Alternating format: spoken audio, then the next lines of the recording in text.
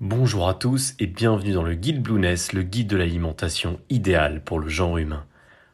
Dans ce podcast, nous allons aborder la question des fibres, ces molécules qui appartiennent à la famille des glucides et qui ont un intérêt bien particulier pour l'organisme, notamment au niveau du transit. Nous commencerons tout d'abord par les définir avant de nous intéresser à leur fonctionnement précis, leurs vertus et les apports quotidiens généralement recommandés. Alors les fibres Quesaco. Les fibres sont contenues dans les végétaux, donc les feuilles, les racines, la peau des fruits. Et c'est un type particulier de glucides, appelé polysaccharides. Ce sont des chaînes plus ou moins longues de différents sucres simples. Les fibres ne fournissent quasiment pas d'énergie, contrairement aux autres glucides, car l'organisme ne sait pas les assimiler.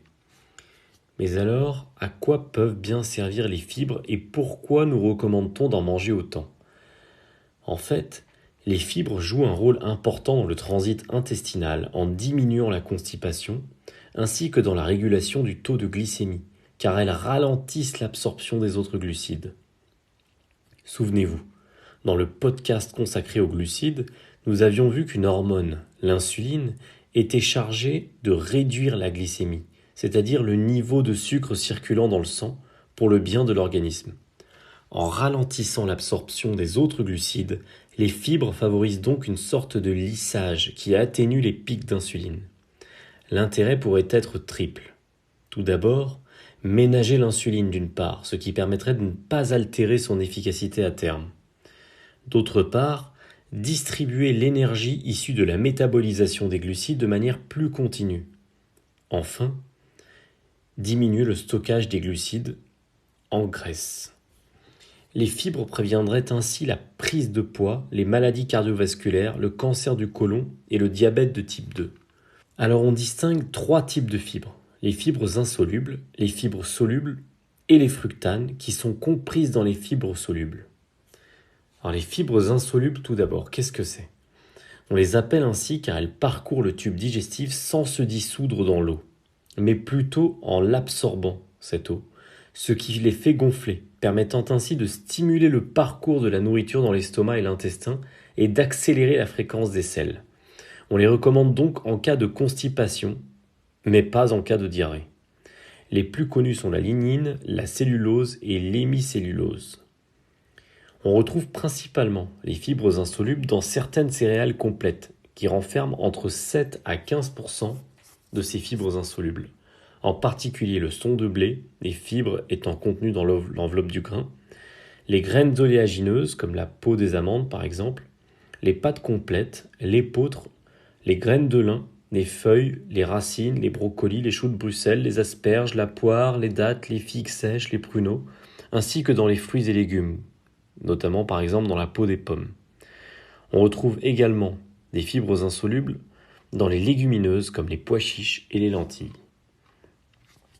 Les fibres solubles, quant à elles, se dispersent dans l'eau et forment un gel dans l'intestin pendant la digestion, ce qui permet de réguler l'absorption du cholestérol, des graisses alimentaires et de ralentir la digestion des glucides.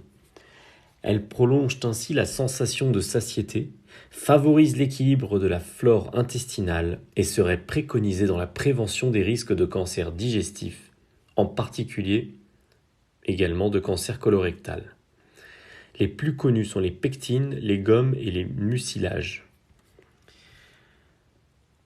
Enfin, ces fibres solubles, on les retrouve en particulier dans les légumineuses, notamment les haricots rouges ou encore les haricots blancs, dans les légumes secs, certaines céréales comme l'orge, l'avoine, le seigle, ainsi que dans les fruits, comme par exemple les figues sèches, les pruneaux, la pomme ou encore l'orange.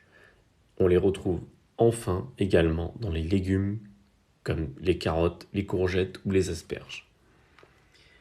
Vous retrouverez directement sur le guide Blueness, sur le site blueness.com, le top des aliments riches en fibres, qu'elles soient solubles ou insolubles. Alors quel est l'apport recommandé en fibres ?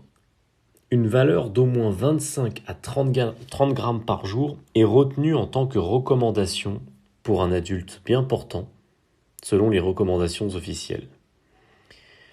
Enfin, intéressons-nous aux fructanes.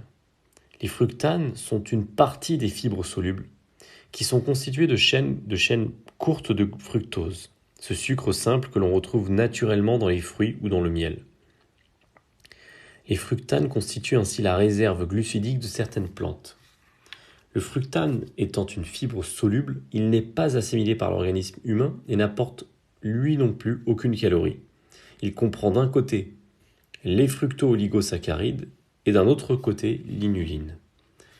L'inuline, tout comme les fibres solubles, forme un gel visqueux qui ralentit l'absorption des lipides et des glucides, favorisant normalement la digestion et le transit, et améliorant la flore intestinale.